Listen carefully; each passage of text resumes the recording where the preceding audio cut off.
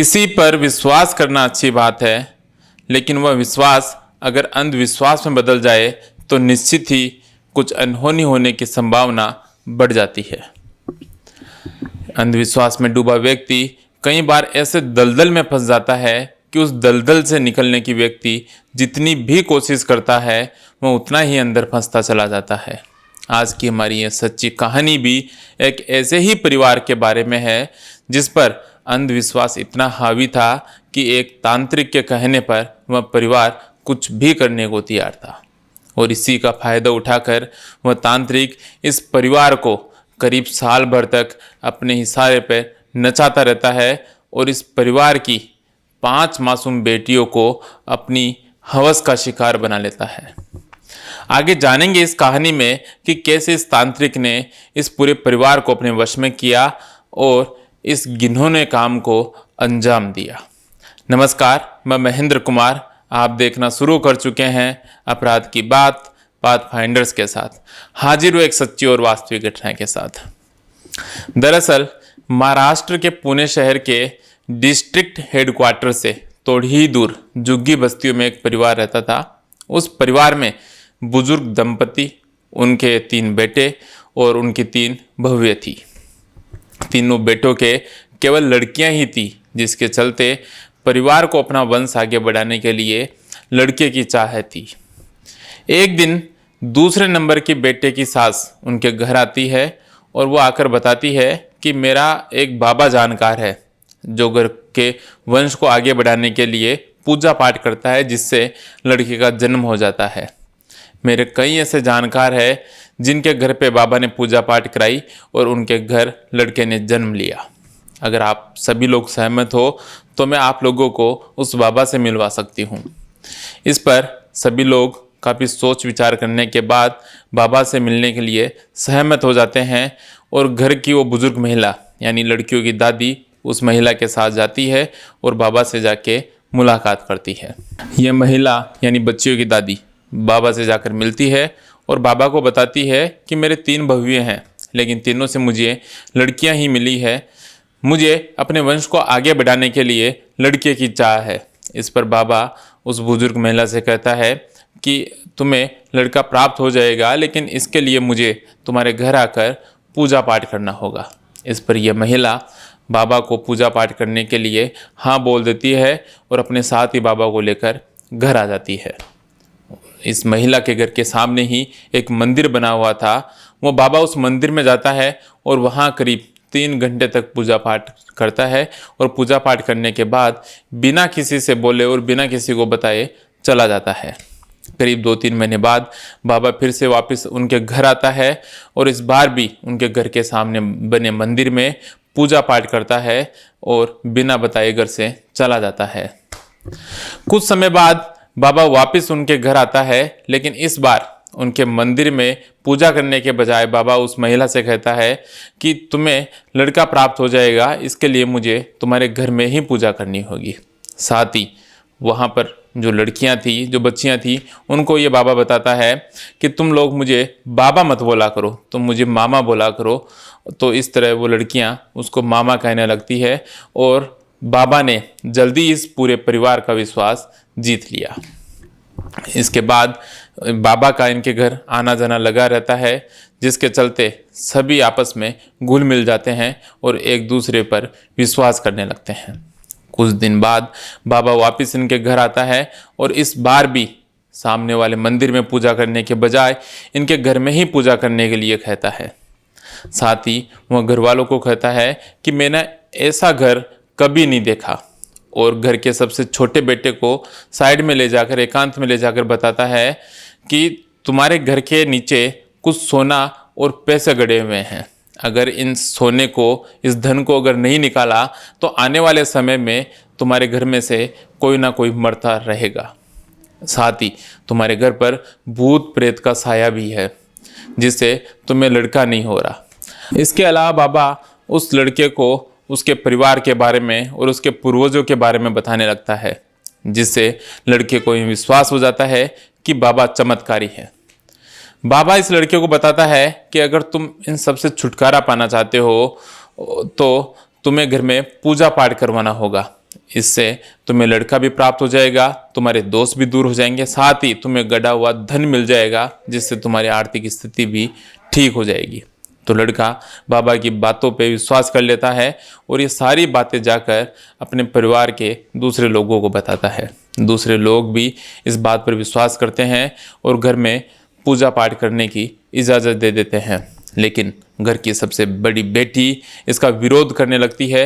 वो शुरू से लेकर अब तक बाबा का विरोध ही करती रही है और उसको बाबा पर बिल्कुल भी भरोसा नहीं था। इस बार भी जब सारे घर वालों ने पूजा करने की इजाज़त दे दी, उस गड़े हुए धन को निकालने की इजाज़त दे दी, तो इस बार भी इस लड़की ने बाबा के सामने और अपने घर वालों के सामने विरोध किया, जिससे बाबा काफ़ी गुस्सा हो गया। और बाबा ने कहा कि अगर तुम्हें गड़ा हुआ सोना निकालना है तो इसके लिए तुम्हें इस लड़की की बलि देनी होगी। अगर तुम इससे बचना चाहते हो तो पूजा तुम्हें करवानी ही होगी। इससे सारे घर वाले डर जाते हैं और इस लड़की की बातों को अनसुना करके पूजा करने की इजाज़त दे देते हैं। बाबा मूर्त निकालता है और एक दिन तय करता है जिस दिन ये गड़ा हुआ सोना निकालने की पूजा करनी थी।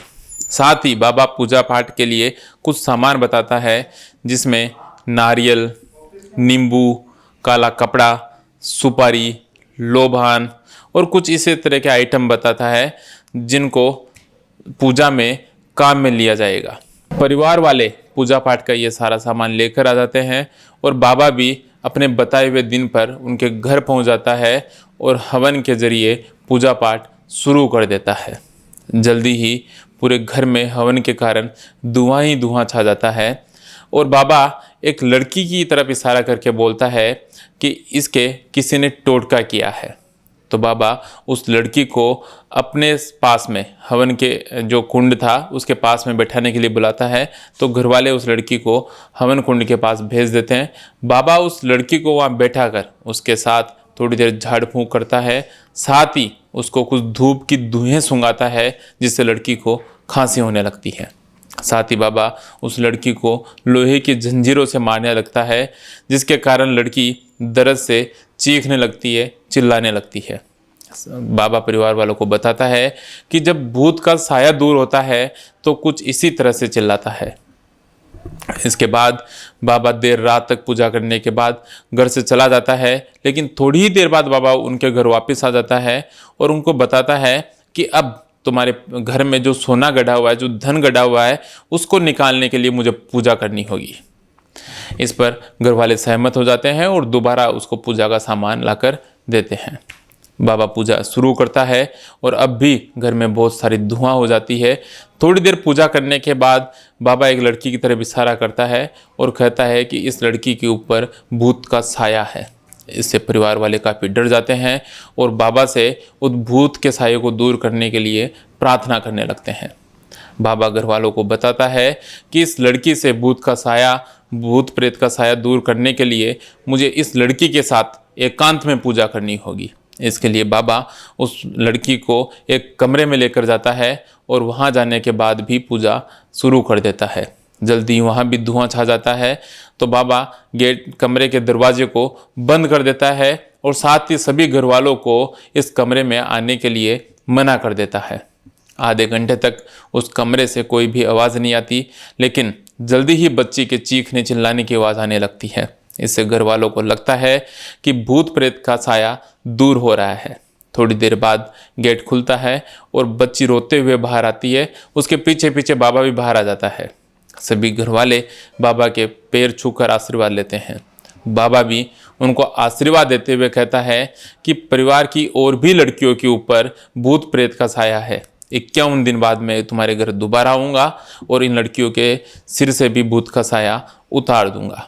51 दिन बाद बाबा वापस से उनके घर जाता है और पूजा पाठ शुरू करता है और बच्चियों को एकांत में एक कमरे में ले जाकर उनके साथ वही करता है जो पहले वाली बच्ची के साथ किया था। जब बच्चियां चीखने लगती है, चिल्लाने लगती है, तो परिवार वालों को अब भी लगता है कि भूत प्रेत का साया दूर हो रहा है। और इस तरह करीब 6 महीने में बाबा ने परिवार के लगभग सभी लड़कियों को अपनी हवस का शिकार बना लिया। इन सभी लड़कियों की उम्र लगभग 5 से 16 साल के बीच में रही होगी। इसके बाद परिवार की सभी लड़कियां उदास रहने लगी, किसी से बातचीत नहीं करती थी, चुपचाप रहती थी। तो घर वालों को लगा कि हो सकता है भूत का साया दूर हुआ हो, इस वजह से ये गुमसुम रहती हो। थोड़े दिन बाद बाबा उनके घर आता है और बताता है कि परिवार में सभी लड़कियों से भूत का साया दूर हो चुका है, लेकिन परिवार में अब भी एक लड़की है जिसके ऊपर भूत प्रेत का साया है। वो साया जब दूर हो जाएगा तब ही हम तुम्हारे घर में जो गड़ा हुआ सोना और पैसे हैं वो निकाल सकते हैं। इससे घर वाले बाबा से उस लड़की के ऊपर से भी भूत प्रेत का साया दूर करने की प्रार्थना करने लगते हैं। बाबा परिवार वालों को बताता है कि मुझे इस लड़की के साथ अपने घर पर अलग अलग समय पर पूजा करनी होगी। इसके लिए इस लड़की को मेरे साथ अकेले ही मेरे घर भेजना होगा। अगर आप लोगों को मेरे ऊपर विश्वास है तो इस लड़की को मेरे साथ भेज दीजिए। घर वालों ने कहा कि हाँ हाँ बाबा जी, हमें आपके ऊपर पूरा विश्वास है, आपको जो उचित लगे आप वो कीजिए। साथ ही बच्चियाँ आपको मामा बुलाती है तो हमारे आपके ऊपर हमारा पूरा यकीन है। तो इस पर घर वाले उस लड़की को इस बाबा के साथ भेज देते हैं। लेकिन घर वालों का पूरे दिन अपनी बच्ची के साथ कोई भी संपर्क नहीं हो पाता। जब घर वाले उस बाबा का फ़ोन ट्राई करते हैं तो उस बाबा का फ़ोन भी बंद आने लगता है। अब घर वालों को अपनी बच्ची की चिंता सताने लगती है और करीब 2 दिन इंतज़ार करने के बाद घर वाले महाराष्ट्र के सरदा निर्मूलन सेवा समिति की सहायता से पुलिस थाने जाते हैं और रिपोर्ट दर्ज करवाते हैं। पुलिस मामले को दर्ज कर उस बाबा के घर जब दबिश देती है तो बाबा ने उस लड़की को एक कमरे में बंद कर रखा था। पुलिस बाबा को और उस लड़की को थाने लेकर आती है और बच्ची से जब पूछताछ में जो सच्चाई सामने आती है वो वाकई चौंकाने वाली थी। बच्ची पुलिस को बताती है कि मेरे घर से बाबा मुझे अपने घर लेकर चला गया और कुछ देर मुझे एक कमरे में बैठाए रखा। उसके बाद दूसरे कमरे में इसने पूजा पाठ शुरू कर दिया और मुझे भी उस पूजा पाठ वाले कमरे में बुला लिया। बाबा ने मुझे वहाँ कुछ सूंघने के लिए दिया और वो सूंघते ही मैं बाबा के वश में हो गई। जैसा बाबा मुझे कहता जा रहा था मैं वैसा ही करते जा रही थी। इसके बाद बाबा ने मुझे एक नींबू की माला पहनाई और मेरे सारे कपड़े उतार दिए। मैं इन सब का विरोध करना चाह रही थी, लेकिन चाहकर भी मैं इनका विरोध नहीं कर सकी। इसके बाद बाबा ने मेरे पूरे शरीर पर नींबू लगाया और मेरे प्राइवेट पार्ट पर सुपारी रखा और उसको अपने मुंह से उठाया। इसके बाद बाबा ने मेरे साथ संबंध बनाए। इसके बाद पुलिस परिवार की अन्य लड़कियों की भी काउंसलिंग करती है तो सामने आता है और लड़कियां पुलिस को बताती है कि बाबा पूजा पाठ के नाम पर हमें एक कमरे में लेकर जाता था और हमारे साथ गलत काम करता था। जब हम दर्द के मारे चीखते थे, चिल्लाते थे तो हमें जंजीरों से और मारता था और हमारे परिवार वालों को बताता था कि जब बच्चियों के भूत प्रेत का साया दूर होता है तो कुछ ऐसे ही चिल्लाने की आवाज़ आती है। इसके बाद पुलिस बाबा के खिलाफ कोर्ट में चार्जशीट पेश करती है। कानून भले ही इस बाबा को इसके किए की सज़ा दे दे, लेकिन एक परिवार के अंधविश्वास के कारण ये तांत्रिक बाबा, ये ढोंगी बाबा इस परिवार की 5-5 मासूम बच्चियों को अपनी हवस का शिकार बना लेता है। दोस्तों, इस घटना को बताने का उद्देश्य किसी की भावनाओं को ठेस पहुंचाना नहीं है, बल्कि समाज को अपराध के प्रति जागरूक करना है। जागरूकता लाने की हमारी ये छोटी सी कोशिश आपको पसंद आई है, आपको ठीक लगी है तो हमारे वीडियो को लाइक कीजिए, दोस्तों के साथ शेयर कीजिए और हमारे चैनल को सब्सक्राइब कीजिए। और हाँ, आप इस पूरे मामले पर क्या सोचते हैं कमेंट करके हमें ज़रूर बताइए। जल्द हाजिर होंगे एक नई, एक सच्ची और वास्तविक घटना के साथ। तब तक के लिए दीजिए इजाज़त। नमस्कार।